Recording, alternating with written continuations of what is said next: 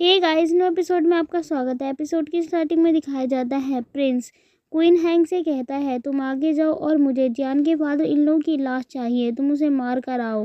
Queen hang कहता है ठीक है प्रिंस, मैं जाता हूँ। और इतना कहते ही वो तेजी से आगे बढ़ता है जियान के फादर इन लोगों के ऊपर हमला करने के लिए। तभी जियान के फादर इन लोग अपनी पावर को अनलिश करते हैं और वो दोनों एक दूसरे से फाइट करने लग जाते हैं अपनी अपनी पावर का यूज़ करते हुए। और वो लोग अपने मार्शल आर्ट का भी यूज़ कर रहे होते हैं एक दूसरे से फाइट करने के लिए। तभी जियान के फादर और क्वीन हैंग एक दूसरे को बहुत तेज़ी से पंच करते हैं और उन दोनों की पंच की वजह से वो दोनों दूर धकेले जाते हैं। दोनों थोड़े थोड़े से घायल हो जाते हैं। जियान के फादर इन लोगों के मुंह से ब्लड भी बाहर निकल रहा होता है। क्वीन हैंग जब उसे ऐसा अटैक करते हुए देखता है तो वो कहता है क्या तुमने भी मास्टर लेवल तक अपने आप को ब्रेक थ्रो कर लिया है? क्योंकि मास्टर लेवल ये पिन तक तो मैंने ही ब्रेक थ्रो किया है और तुमने मेरे ऊपर इतना भारी भरकम अटैक किया। और हम दोनों का अटैक लगभग सिमिलर ही था एक दूसरे के लिए। जब प्रिंस ये सब देखते हैं तो वो खुद भी सरप्राइज हो जाते हैं और वो कहते हैं तुमने ग्रैंड मास्टर रिम तक ब्रेक थ्रो कर लिया और किसी को पता भी नहीं चला। इसका मतलब ये तो नहीं कहीं मैं बहुत बड़ी मुसीबत में फंस गया हूँ? वहीं जियान उससे कहता है प्रिंस पहले तुम बहुत ज़्यादा हवा में उड़ रहे थे क्योंकि क्वीन हैंग मास्टर लेवल पे था, लेकिन अब तुम्हें ज़्यादा हवा में उड़ने की ज़रूरत नहीं क्योंकि मेरे फादर इन लो भी सेम लेवल पर है। अब तुम कोई भी एडवांटेज नहीं उठा सकते, लेकिन अगर मैं चाहूँ तो तुम्हारी जान बचा सकता हूँ। अगर तुम मेरी शर्त को मान लोगे तो तुम्हें मेरे सामने घुटनों के बल बैठना होगा और 3 थप्पड़ खाने होंगे मेरे हाथों से। जियान की बात को सुनते ही प्रिंस को बहुत ज़्यादा गुस्सा आ जाता है और वो कहता है लगता है तुम मरना चाहते हो। और वहीं क्वीन हैंग कहता है मैं इसके फादर इन लोगों को जल्द ही ख़त्म कर दूंगा। अपने 10 मूव्स का यूज़ करके वो तुरंत मर जाएगा क्योंकि पहले से ये बहुत ज़्यादा घायल हो चुका है मेरे अटैक की वजह से। प्रिंस कहता है ठीक है तुम ये करना और मैं जियान को संभाल लूँगा। मैं इसके हाथ और पैर तो काट ही दूंगा, साथ ही इसका मुंह भी बंद कर दूंगा, वो भी सील कर, क्योंकि ये बहुत ज़्यादा बकवास करता है। इसकी वाइफ के साथ मैं किस तरीके के खेल खेलूँगा ये ना चाहते हुए भी मजबूर हो जाएगा देखने के लिए। वहीं क्वीन हैंग प्रिंस की बात को मानकर जियान के फादर इन लोगों की ओर बढ़ रहा होता है। तभी जियान कहता है क्वीन हैंग आपको इतनी ज़्यादा जल्दबाजी करने की कोई ज़रूरत नहीं है। मैंने आपके लिए पहले से गिफ्ट तैयार कर लिया है, इसीलिए आप ज़रा अपने हाथों को तो देखो। और उसकी बात को सुनते ही क्वीन हैंग अपने हाथों को देख रहा होता है। उसके हाथ काफ़ी ज़्यादा डैमेज हो चुके होते हैं। क्वीन हैंग कहता है ये सब कैसे हुआ? मैंने तो यहाँ पर कुछ खाया भी नहीं और ना ही कुछ पिया है, ऐसा कैसे हो सकता है? और वो जियान के ऊपर ये बोलते हुए चिल्ला रहा होता है ये सब तुमने क्या किया मेरे साथ? वहीं जियान उससे हंसते हुए कहता है तुम्हें पता है हमने तुम लोगों को मेन पैलेस की ओर क्यों बुलाया? क्योंकि हमने तुम लोगों के लिए पहले से तैयारियां की हुई थी। यहाँ की जो हवा है ये जहरीली है, इसी वजह से तुम्हारी जो बॉडी है वो डैमेज हो रही है और तुम अब अपनी बॉडी की 50% स्ट्रेंथ ही यूज़ कर सकते हो किसी से भी फाइट करने के लिए। क्वीन हैंग कहता है कोई बात नहीं, मैं इतना भी कर लूँगा तो मेरे लिए काफ़ी है। वैसे भी मैं तुम्हारे फादर इन लोगों को हरा सकता हूँ, भले ही मैं अपनी कम पावर का यूज़ करूँ तब भी। जियान उससे कहता है आप फिर से जल्दबाजी कर रहे हैं, मेरे लिए आपके पास दूसरा गिफ्ट है। मैं नहीं चाहता कि आप मेरे फादर इन लॉ से दोबारा फाइट करें। और इतना कहते ही वो ताली बजाने लग जाता है तो तभी सभी सैनिक वहाँ पर आ जाते हैं। क्वीन हैंग उन सैनिकों को देखकर कहता है अच्छा तो तुमने अपने सैनिकों को यहाँ पर बुलाया है मुझसे फाइट करने के लिए, लेकिन तुम्हें लगता है कि ये मुझसे फाइट कर पाएंगे या फिर मेरे आगे टिक पाएंगे? प्रिंस हंसते हुए कहता है हाँ ये बिल्कुल ठीक कह रहे हैं। क्वीन हैंग मास्टर रिल्म पर है, भले ही तुम्हारे सैनिकों के पास बहुत अच्छे टर्टल वाले आर्मर क्यों ना हो, लेकिन वो फिर भी नहीं बच पाएंगे क्वीन हैंग से। जियान के फादर इन लोग कम सैनिकों को देख के सरप्राइज हो जाते हैं और वो कहते हैं 10,000 सैनिकों में से सिर्फ तुमने इतने से सैनिक ही चुने हैं, क्या ये सच में उसे हरा पाएंगे? जियान क्वीन हैंग से कहता है जो मैं देख सकता हूँ वो तुम नहीं देख सकते। क्वीन हैंग कहता है तो तुम्हारी इच्छा है, तुम अपने सारे सैनिकों को मेरे हाथों से मरवाना चाहते हो तो ठीक है, मैं तुम्हारी ये इच्छा पूरी करने के लिए तैयार हूँ। तभी क्वीन हैंग अपनी पावर का यूज़ करते हुए कहता है ये कुछ सैनिक मेरी मास्टर लेवल की पावर के आगे नहीं टिक सकते। तभी वो सारे सैनिक एकजुट होकर एक के पीछे एक खड़े होने लग जाते हैं और अपनी सील को एक के ऊपर एक लगा देते हैं और अपनी पावर का यूज़ करने लग जाते हैं। वहीं क्वीन हैंग उन लोगों के ऊपर अपनी पावर से अटैक कर रहा होता है, लेकिन वो सारे सैनिक अपनी सील का यूज़ करके क्वीन हैंग को रोक रहे होते हैं। वहीं सोफिया ये सब देख के हैरान होती है और वो कहती है पता नहीं हमारे इतने कम सैनिक इससे जीत भी पाएंगे क्योंकि इसकी जो पावर है वो बहुत ज़्यादा है।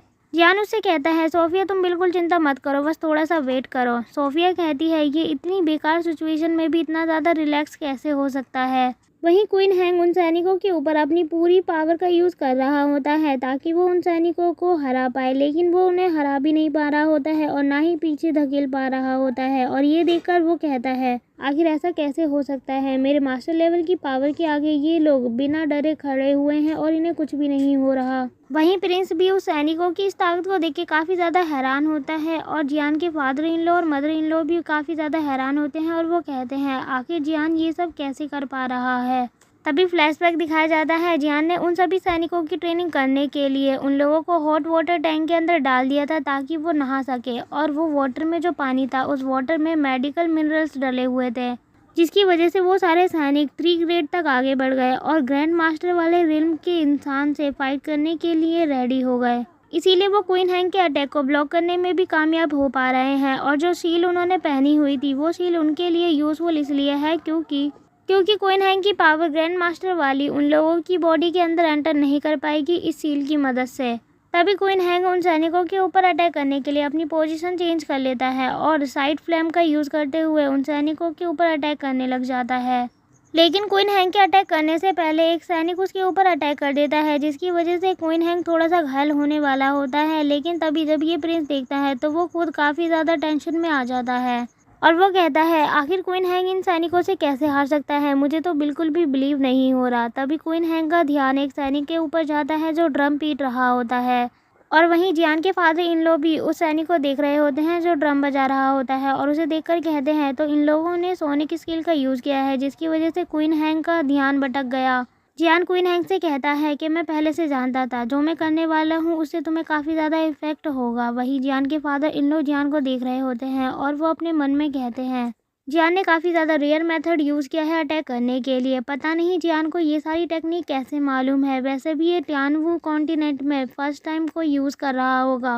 पता नहीं जियान के अंदर और कितने ज़्यादा सीक्रेट बाकी हैं। तभी क्वीन हैंग को सारे सैनिक आसपास से घेर लेते हैं। ये देखकर प्रिंस कहता है, क्वीन हैंग मेरी बात ध्यान से सुनो। अगर तुम इन सैनिकों से हार जाते हो और इन्हें मार नहीं पाओगे तो तुम्हें वापस अपनी सिटी में जाने की कोई ज़रूरत नहीं। या तो तुम इन्हें मार दो या फिर खुद मर जाओ, क्योंकि अगर तुम ऐसे ही वापस जाते हो तो तुम्हारी बहुत ज़्यादा बेइज्जती होगी। क्वीन हैंग कहता है, मैं समझ गया प्रिंस, आप चिंता मत कीजिए। और इतना कहते ही उसे बहुत ज़्यादा गुस्सा आ जाता है और वो उन सैनिकों को हराने के लिए अपनी पावर का यूज़ करता है, जिसकी वजह से वो सारे सैनिक दूर गिरने लग जाते हैं। जियान के फादर इन लोग ये सब देखकर कहते हैं, क्वीन हैंग ने बॉडी गैस प्रोटेक्शन का यूज़ किया है जिसकी वजह से सैनिक घायल हो रहे हैं।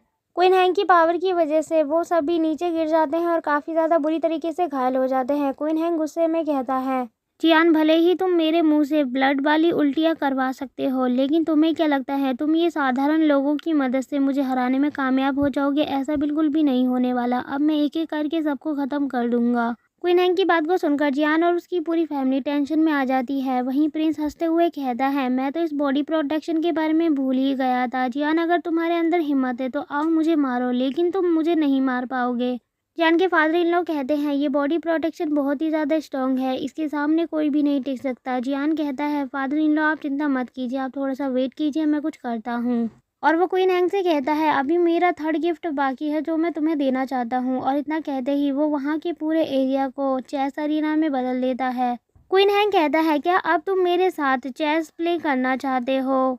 सोफिया ये सब देख के हैरान होती है और वो अपने मन में कहती है, क्या अब ये जियान इन सारे सैनिकों से चेस प्ले करवाना चाहता है? ये पहले से ही बहुत ज़्यादा घायल है। जियान क्वीन हैंग से कहता है, सीनियर ये सब मैंने आपके लिए ही तैयार किया है, ये मेरी तरफ से आपके लिए थर्ड गिफ्ट है। आप यहाँ पर खेलें और इसे ब्रेक करके दिखाएं, देखता हूँ मैं आप कैसे जीतते हैं। और इतना कहते ही जियान उस चेस प्ले बोर्ड को एक्टिवेट कर देता है, जिसकी वजह से हैमर जो होते हैं वो क्वीन हैंग के ऊपर अटैक करने लग जाते हैं। लेकिन क्वीन हैंग पहले वाले हैमर से बच जाता है।